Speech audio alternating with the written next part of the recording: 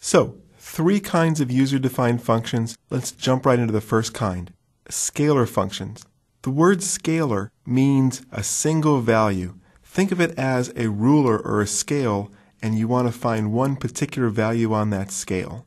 And that's a scalar function. The key point of a scalar function is that it returns one value. Just consider it like one cell. Similar to a scalar function that's built into SQL Server, the scalar UDFs or user-defined functions will return a single value that can be used in any expression any place inside a SQL Server. And they can be defined to accept as many parameters as you want. Within reason, I'm sure there's a limit out there someplace, but I've never run into it. So here's our first simple hello world scalar UDF.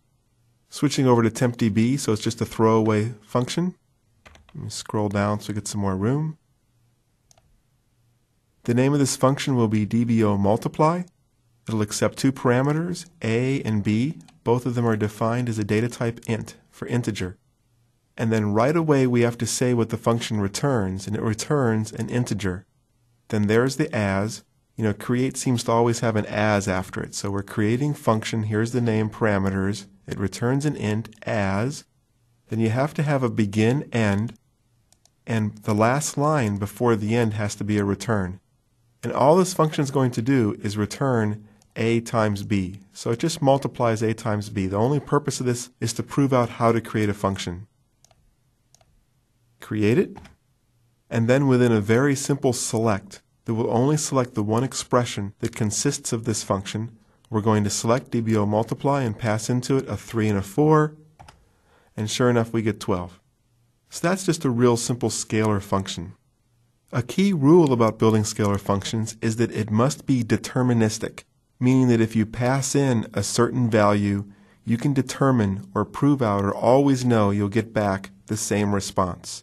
For this reason, scalar functions cannot include features such as getDate or newID or random, and they can't update the database because all of those capabilities might cause a scalar function, depending upon how it's coded, to not be deterministic. Using the OBX kites database, here's a couple examples of a function. This is the function getPrice or fGetPrice. And in the OBX kites database, there's actually a price history table for each product. So what this function does is allows you to say for a certain product on a certain date, what's the price? So switching to OBX kites database, if we say we want to get the price for 106 using today's date, it finds the current price, $131. If we say back on May 1st, what was the price of product 1001? Let's go ahead and open up this function and see the code inside. Opening Object Explorer,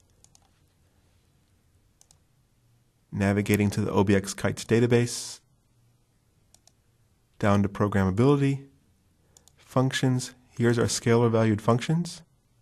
Here's fGetPrice. And I'll use the modify this time. So here's the three parameters being passed into it. The first is the code, which will be used for looking up the product code.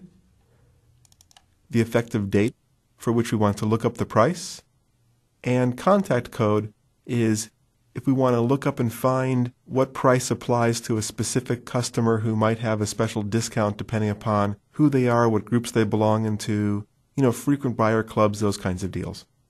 And because functions have to right away determine the data type they're returning, it returns money. Here's the begin and the end. With the return at the end, it's returning the current price. So the first select, if there's a parameter for customer, determines the discount percentage for that customer based upon their customer type. If the discount percentage was null, it replaces that with a 0 just so we don't have any errors later. It uses a subquery to find which date is the appropriate date in the price history table.